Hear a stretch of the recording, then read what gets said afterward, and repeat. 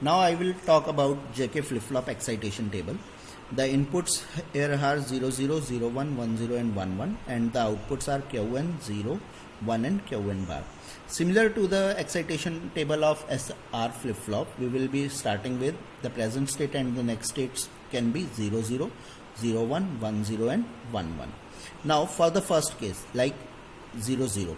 Here we see that present state and the next state are same, which we are obtaining from the first condition, that is present state is 0, so the next state will be 0.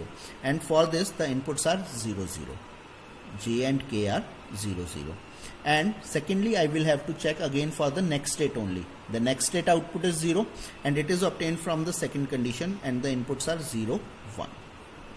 Here the value of J is remaining same as 0, and the value of K can be anything, that is either it can be 0 or it can be 1.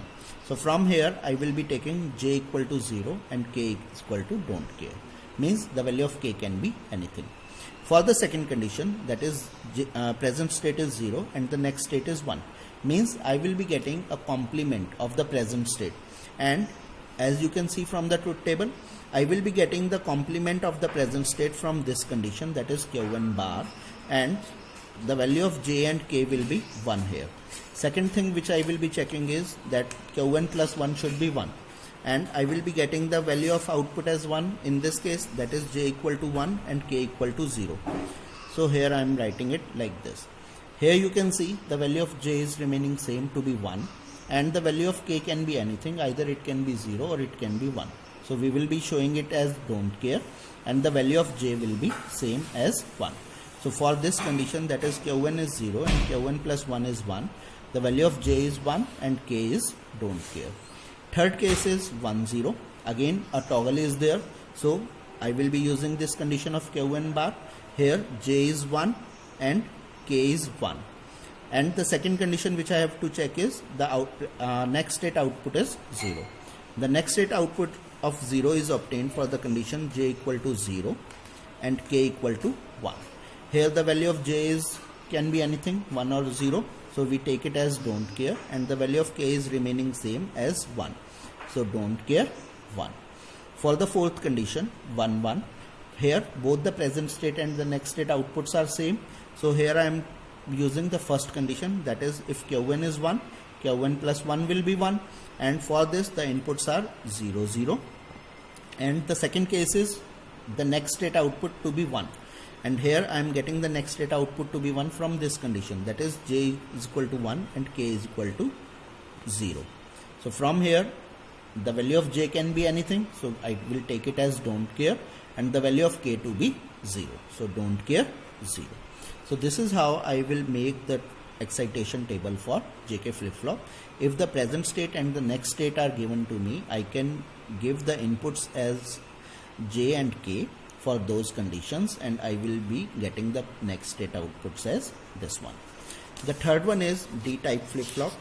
For the D-type flip-flop, we know that if the input is 0, the output obtained will be 0, and if the input is 1, the output obtained will be 1. Now here Q1 is 0 and Q1 plus 1. You can easily see that here the next state output is not depending on the present state. It will be either 0 or 1. So for this case we are not considering the present state.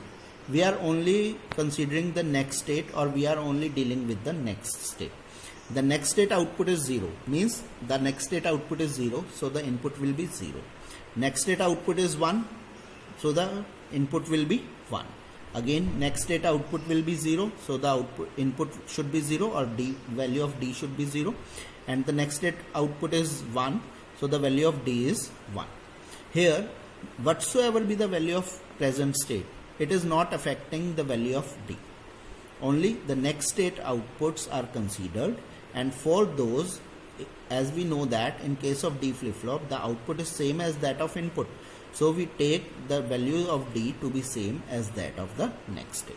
So this will form the excitation of table of D-type flip-flop. Next is T-type flip-flop. Here for 0 I will be getting Q1 as the next state, means if I will be applying 0 as the present state, I will be getting 0 on the next state, and for input as 1, If the present state is 0, I will be getting 1, that is complement in the next state. So for this I will be making the excitation table like present state is 0, next state is 0, that is both Qn and Qn plus 1 is same, and for this I am getting from this condition. So Qn is 0, Qn plus 1 will also be 0, and for this the value of t is 0, which I have written here. Second case 0 1, present state was 0 and in the next state I am getting a complement of it, and this condition is achieved by this portion. That is, if the value of present state was 0, in the next state I am getting Qn bar, which is equal to 1, and for this case the input is 1. So I am writing it as 1. Third case is again the complement, so again I will be getting 1, and in the fourth state, as both the present state and the next state are same, so I am using this case because the present state and the next state are same, so I will be using t is equal to 0. So this is the excitation table of T-type flip-flop.